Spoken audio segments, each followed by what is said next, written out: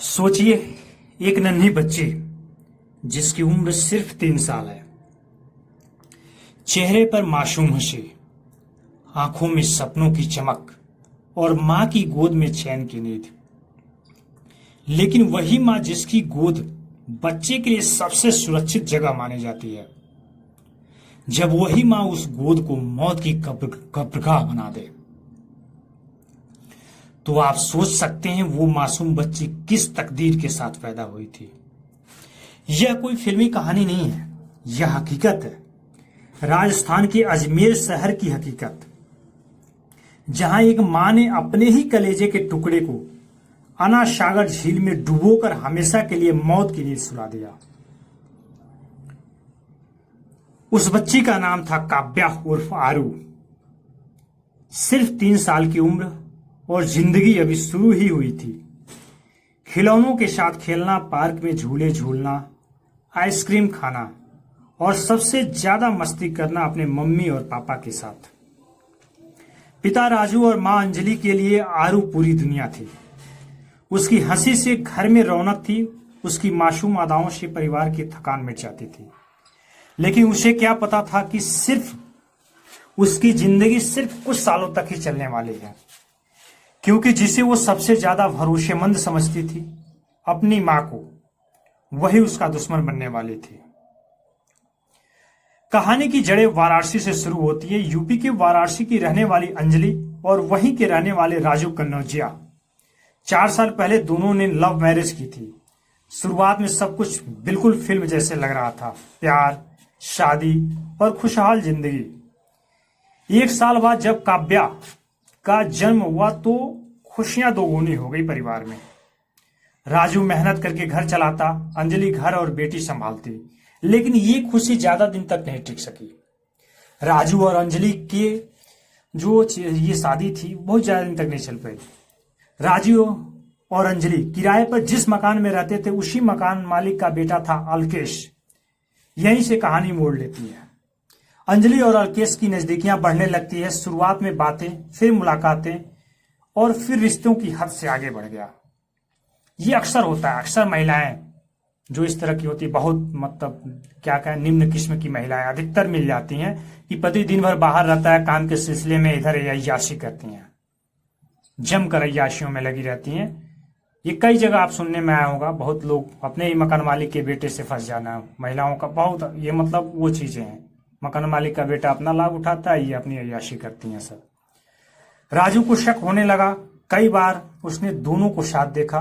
घर में झगड़े हुए, मामला पुलिस तक पहुंचा। लेकिन बेटी की खातिर, घर की खातिर राजू चुप हो गया। वो सोचता रहा कि वक्त के साथ सब ठीक हो जाएगा। लेकिन अंजलि अब राजू से दूर और अल्केश के पास जाना चाहती थी, और वो धीरे धीरे चली भी गई। समय धीरे धीरे बढ़ते जाता है। इस प्रकार धीरे धीरे अंजलि की क्या होती है, हिम्मत बढ़ने लगती है। वह कई कई दिन से घर से गायब होने लगती है। फिर एक दिन बेटी को लेकर वो पति को छोड़ अजमेर चली गई और वहां अपने प्रेमी अल्केश के साथ लिव इन रिलेशन में रहने लगी। शुरुआत में सब ठीक चल रहा था, क्योंकि भाई नया नया जोश, नया नया सारी चीजें। लेकिन धीरे धीरे अल्केश को अंजलि की बेटी आंखों में खटकने लगी। वह ताने देने लगा, झगड़े होने लगे और अंजलि पर दबाव डालने लगा कि बेटी से छुटकारा पालो।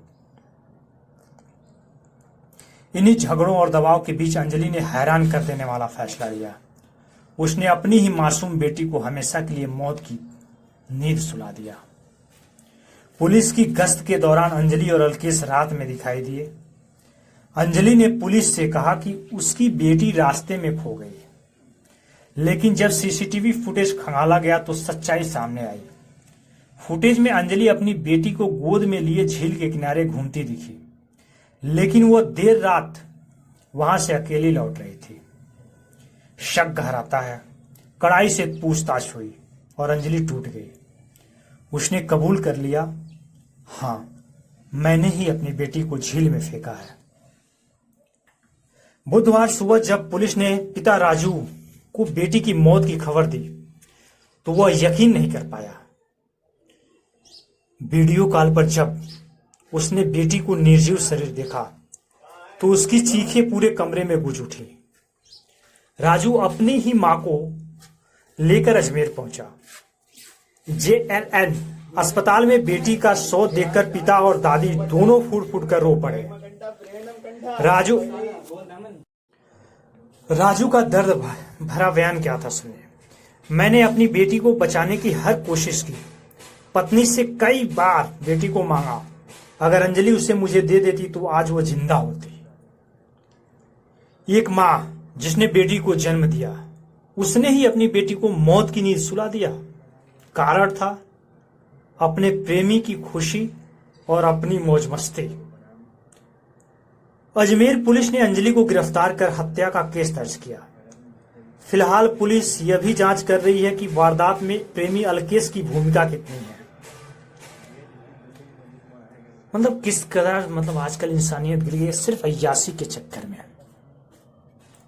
ये अपनी बेटी तक की हत्या कर देती है। जो भी हो, जिस प्रकार उसकी मानसिक स्थिति चाहे जो भी रही होगी, उसके पास 2-4 विकल्प थे। बच्ची को अपने हस्बैंड को दे दी होती, जो इस कदर सहयोगी माना जा सकता है। भाई वो डिमांड कर ही रहा था, मांग रहा था बच्ची को, उसने बच्ची को दे दी होती। एटलीस्ट बच्ची तो जिंदा होती। तुम अय्याशी में जो मन करे सो करते।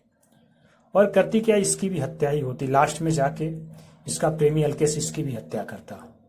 क्योंकि जो एक बच्ची की हत्या के बारे में सोच सकता है, वो उस अपनी पत्नी को भी, वो भी एक रखेल को, उसको रखेल ही बोलेंगे, रखेल की हत्या करने में उसका क्या जाता।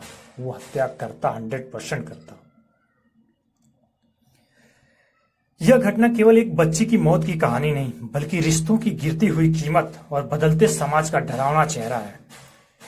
कभी जो मां अपने बच्चों के लिए जान दे देती थी, आज वही मां अपने बच्चों को मौत के घाट उतार देती है। दोस्तों, आज की घटना, अब इस पे क्या ही बोले एक मां के बारे में। एक मां को कलंकित करने वाले इसने कैरेक्टर निभाया। लेकिन इससे सबकी छवि धूमिल नहीं की जा सकती है। आज भी माएँ हैं जो अपने बच्चों के लिए जान दे सकती हैं। ये एक मां ने कुमाता निकल गई। इसका हाथ नहीं कांपे अय्याशी के चक्कर में। इतनी बड़ी अय्याश है, ऐसे ही महिलाओं को उठा के कोठे पे भेज देना चाहिए। इनको भी सजा का यही प्रावधान होना चाहिए। क्षमा चाहेंगे दोस्तों, इस कहानी के माध्यम से किसी को दिल दुखाना मेरा कोई मकसद नहीं है। थोड़ी भाषाएं हमारी अमर्यादित हो जाती हैं, क्योंकि मुझे भी गुस्सा आता है, मैं भी इंसान हूँ।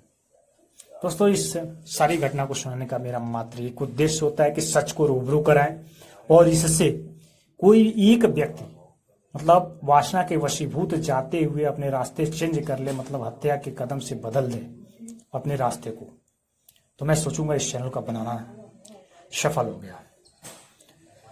एक लास्ट में गुजारिश है, आपसे निवेदन है और आपका फर्ज भी है कि इस चैनल को लाइक करें, सब्सक्राइब करें, जिससे हमारा मनोबल बढ़े।